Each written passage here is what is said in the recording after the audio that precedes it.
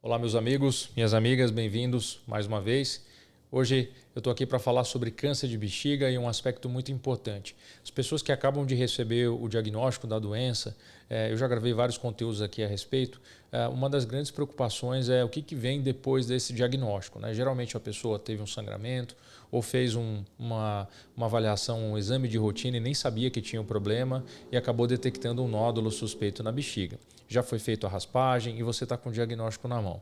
Bom, aguardando provavelmente aí a consulta com o seu médico. Então a intenção desse vídeo é ajudar você a chegar na sua consulta mais preparado ou preparada para o que vem pela frente. Eu vou passar algumas informações muito importantes sobre o que você deve perguntar na sua consulta para o seu médico, para que você entenda quais são as suas opções de tratamento. Então eu vou abordar em particular aqui esse tema que eu já falei, que é o câncer de bexiga, usando ferramentas de cálculo de risco. Risco de quê? Risco da doença infiltrar a sua bexiga e risco da doença disseminar para outros órgãos. E além disso, claro, o risco de ter que remover a bexiga do paciente. Então eu queria que você entendesse no final do vídeo esses conceitos. Então grave primeiramente essa figura, a gente já vai voltar nela daqui a pouco. Aqui é só para dizer que a bexiga na verdade é um órgão, é um reservatório, é um órgão oco, em que ele tem várias camadas, desde a camada mais profunda de revestimento até a camada mais externa, né, que fica em contato com os órgãos abdominais. Tá?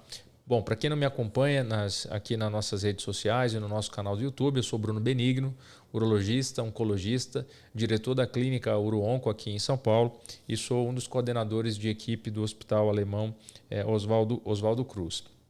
Tá?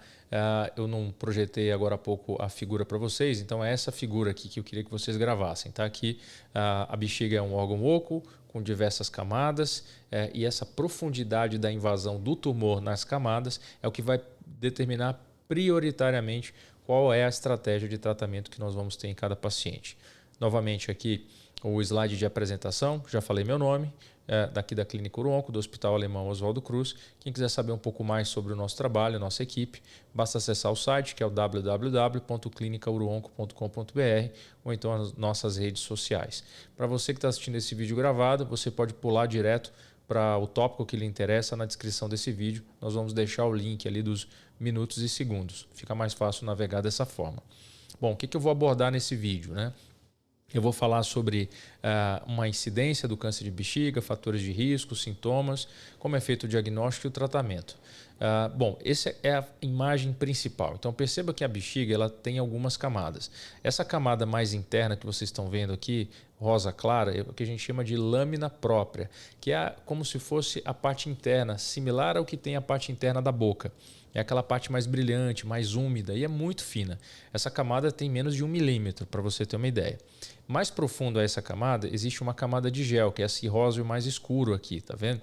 Essa camada rosa mais escura, que está embaixo dessa branquinha aqui, esqueçam os tumores, tá? É o que a gente chama de lâmina própria. Então é como se fosse um tapete de gel que separa a camada interna da musculatura. A musculatura possui duas camadas, a camada mais interna e a camada mais externa. E fora da bexiga existe um outro revestimento que a gente chama revestimento de gordura, que é a gordurinha que separa um órgão dos outros. E na parte de cima da bexiga nós temos ainda uma outra camada que é o que separa a bexiga do intestino, que nós chamamos de peritônio. Por que isso é importante? Então grave esse slide.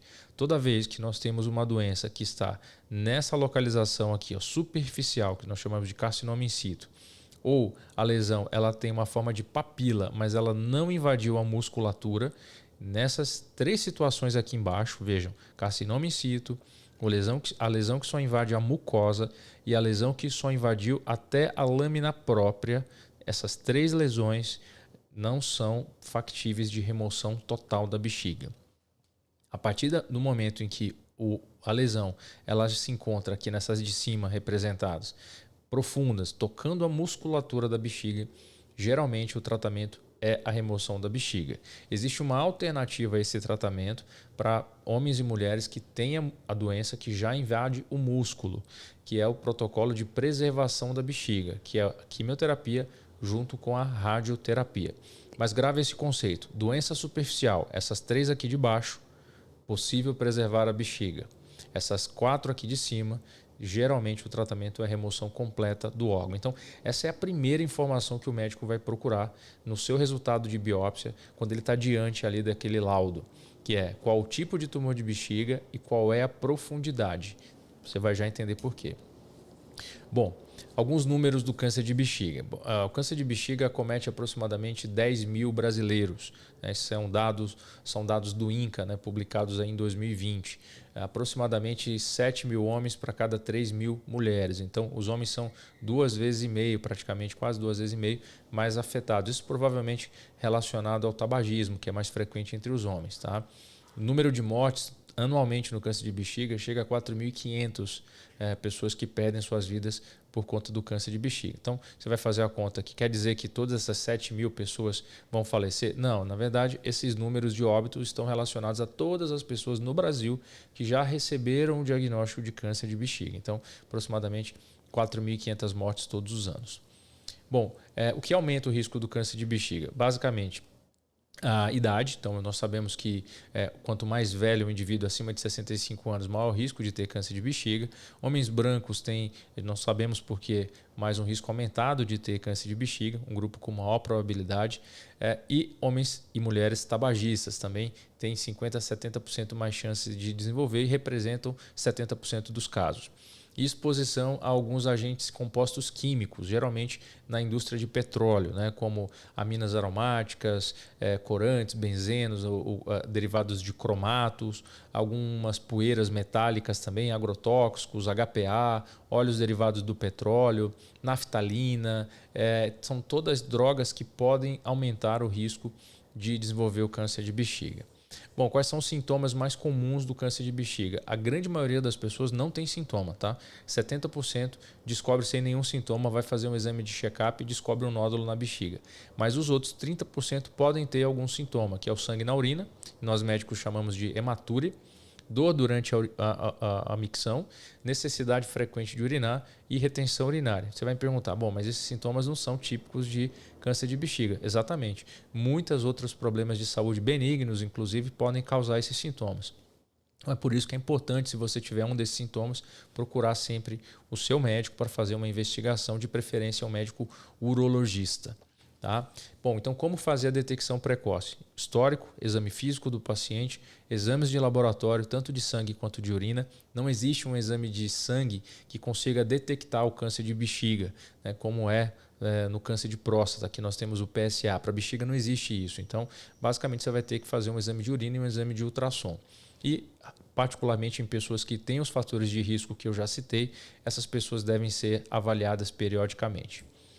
Bom, o diagnóstico do câncer de bexiga ele só pode ser confirmado de uma forma: entrando na bexiga do paciente, raspando essa área suspeita, que nós chamamos de biópsia, raspagem ou mais conhecido por nós médicos como RTU, R de rato, T de tatu, U de uva, que é a sigla para ressecção ou raspagem transuretral da bexiga. É uma RTU de bexiga, ok?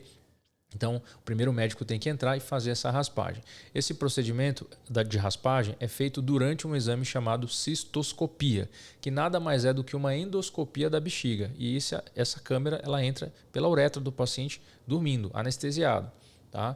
Então, a gente pode achar uma imagem como essa aqui, que a gente chama de falha de enchimento na tomografia, ou no ultrassom. Tá vendo? Essa parte preta aqui é a urina dentro da bexiga. E essa lesão aqui crescendo dentro dessa parte preta é o tumor dentro da bexiga do paciente. Aqui vocês veem uma tomografia com a lesão, aqui é a mesma imagem, mas no ultrassom, e o médico tem que entrar na bexiga do paciente, filmar lá dentro e ele vai ver essa imagem aqui, ó. Parece uma amora, parece um coralzinho. Tá? E essa aqui ao redor é a parede normal da bexiga e aqui é o tumor. Tá? Então é feita uma biópsia, esse tecido é aspirado e mandado para o laboratório. Como é que é o tratamento do câncer de bexiga? Bom, o tratamento ele vai depender basicamente de 3 pilares. O tipo de tumor de bexiga, o mais comum é o tumor do tipo urotelial. 90% dos tumores de bexiga são desse tipo, mas existem outros tipos de tumor de bexiga, como o adenocarcinoma, o linfoma, existe também o sarcoma, existe o carcinoma escamoso. Então, existem outros tipos mais raros, mas 90% a 95% deles são do tipo tumor urotelial. Significa o quê? Que nasceu do próprio revestimento das células que revestem a bexiga. ok? Então, como eu já falei, tipo urotelial, adenocarcinoma e o escamoso. Outro ponto importante, a profundidade da lesão. Lembra do início que eu comentei? Se pegou ou não, se infiltrou ou não a musculatura da bexiga. Essa informação é fundamental, tá? Então, profundidade a gente vai chamar de superficial ou profunda. E se a doença tem ou não metástases, porque se ela não tem metástases, ou seja, a doença está localizada na bexiga, chance de cura alta. Se o paciente tem metástases, infelizmente nós só conseguimos controlar a doença, mas não é possível, infelizmente, até 2023 atingir a cura. Então, essas são as informações muito importantes. Bom, uma vez que eu tenho todas essas informações, e aí é a hora do tratamento, né? Então eu vou ter que olhar a condição física do paciente, a idade, as comorbidades, as cirurgias que ele já passou no passado, né? Como é que está a condição, o quadro geral desse paciente, se ele aguentaria uma cirurgia mais agressiva, no caso das pessoas que têm a invasão da musculatura. Isso é muito importante. Segunda definição, qual é a profundidade que a lesão está na bexiga? Vejam, aqui eu estou representando a lesão T1, né, que não pegou a musculatura. Aqui o T2, o T3 e o T4. Aqui é a raspagem. E aqui são duas linhas de tratamento totalmente diferentes. Para os homens e mulheres que têm a doença superficial, basicamente o tratamento é raspagem com ou sem a vacina dentro da bexiga, que é a onco-BCG, ou a quimioterapia dentro da bexiga. Não é aquela quimioterapia que cai o cabelo, que faz na veia. Essa quimioterapia ou a BCG podem ser aplicadas dentro da bexiga do paciente. Qual é a ideia? Eu faço a raspagem e aplico uma medicação que vai aumentar a imunidade do paciente dentro da bexiga, diminuindo o risco da doença voltar. Então, esse protocolo ele pode ser um protocolo que o tratamento dura 1 ano, tem um intervalo de 3 em 3 meses. Existe um protocolo, a gente pode falar depois num outro vídeo sobre isso, ou até 3 anos. Tá? Basicamente é isso. E nos casos mais agressivos e de doença mais profunda, nós retiramos a bexiga totalmente, que é a cirurgia chamada de cistectomia. Tá? Eu recomendo que você assista um vídeo no nosso canal, basta você digitar lá como é a vida após a retirada da bexiga. Nesse vídeo eu explico exatamente como nós reconstruímos a bexiga, para onde que a urina vai, como é possível viver sem a bexiga, quais são as opções, né, de reconstrução ou não da bexiga após a sua remoção. Então esse vídeo está bem interessante e rico em conteúdo. Recomendo que você assista. E para aqueles pacientes que têm a metástase, né, nós já temos outras linhas de tratamento. Quimioterapia, essa quimioterapia, vejam, é diferente dessa quimioterapia. Essa quimioterapia é para pessoas que têm a metástase ou que estão planejando fazer uma cirurgia. Aí a quimio é aplicada no sangue, na veia, não na bexiga. Então tem só duas situações em que eu vou fazer a quimioterapia na veia. 1, se o paciente tem metástase. 2, se ele não tem metástase, mas eu quero diminuir o tamanho do tumor para fazer uma cirurgia depois. Nessas duas situações.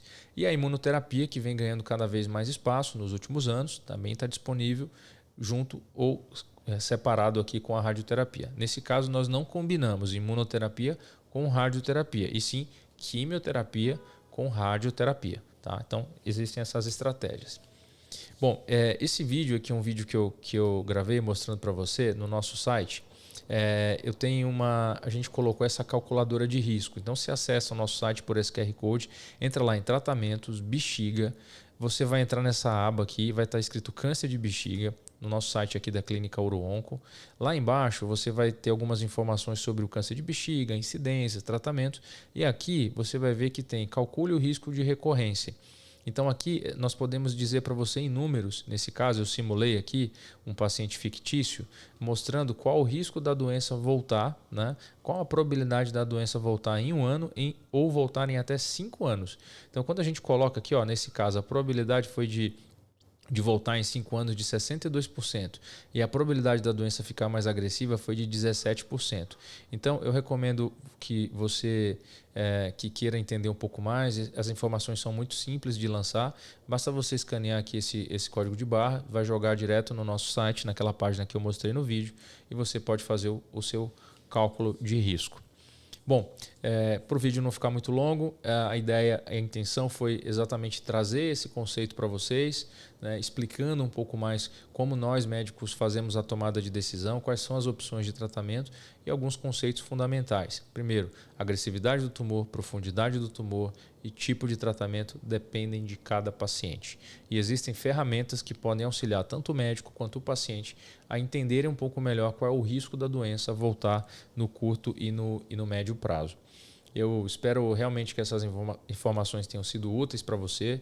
Compartilhe com seus amigos e familiares, se inscreva aqui no nosso canal se você quer continuar recebendo aí informações no futuro. Isso ajuda bastante a gente a atingir uma quantidade maior de pessoas.